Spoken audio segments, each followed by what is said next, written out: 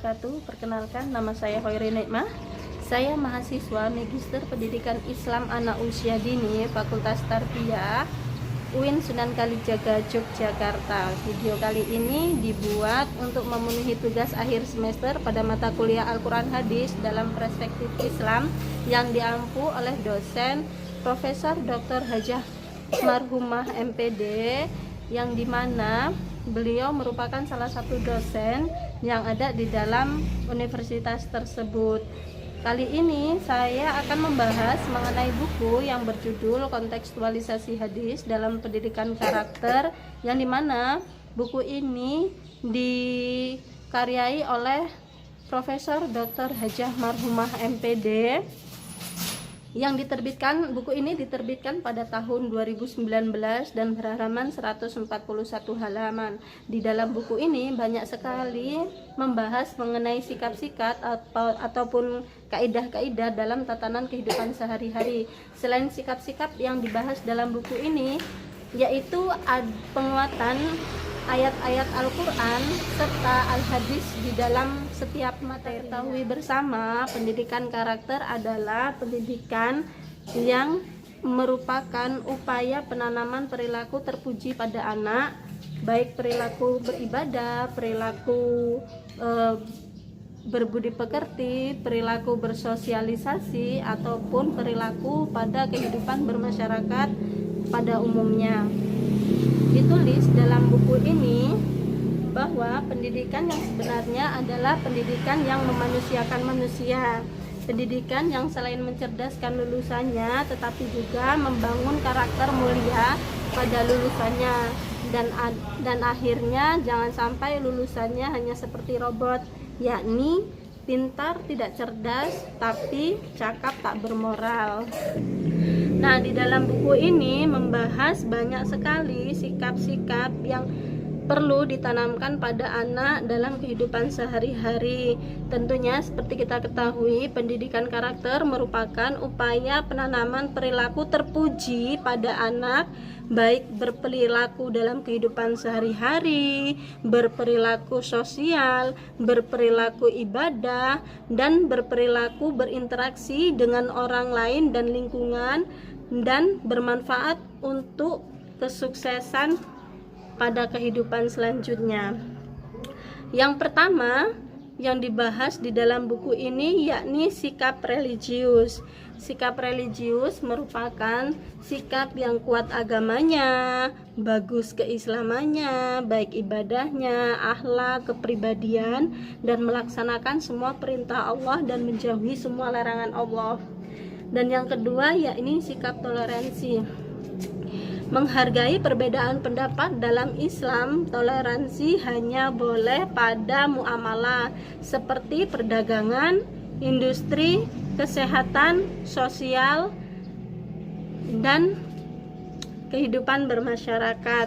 Dan yang ketiga yaitu sikap cinta tanah air. Cinta tanah air adalah perilaku untuk membela dan melindungi tanah air, rela berkorban demi kepentingan bangsa, mencintai adat, budaya, serta lingkungan. Dan yang keempat yakni sikap demokrasi atau bermusyawarah.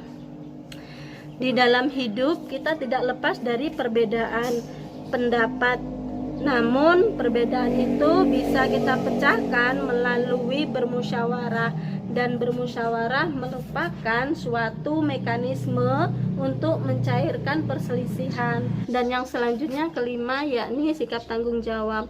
Tanggung jawab adalah sikap dan perilaku seseorang untuk melaksanakan semua tugas dan kewajiban, antara lain sikap tanggung jawab kepada diri sendiri, sikap tanggung jawab kepada keluarga, masyarakat, lingkungan, serta kepada Allah untuk selalu beribadah kepadanya. Dan yang keenam yakni sikap jujur. Jujur merupakan perilaku yang sangat mulia. Jujur berarti berkata yang sebenar-benarnya sesuai antara lisan, hati, dan perbuatan. Dan yang ketujuh yakni sikap amanah.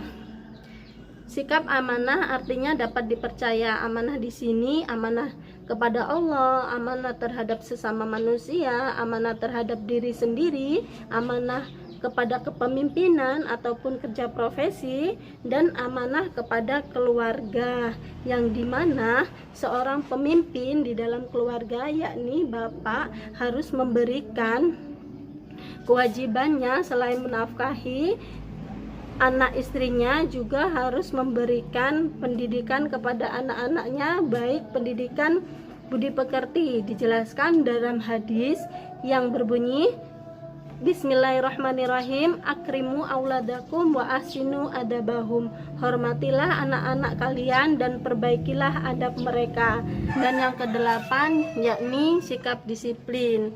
Disiplin ialah patuh terhadap peraturan atau juga tunduk kepada pengawasan dan juga pengendalian. Disiplin dalam menggunakan waktu, disiplin dalam beribadah, disiplin dalam kehidupan berbangsa dan bernegara, disiplin pribadi, disiplin sosial, disiplin pendidikan, dan masih banyak lagi disiplin-disiplin yang tentunya tidak saya sebutkan satu persatu.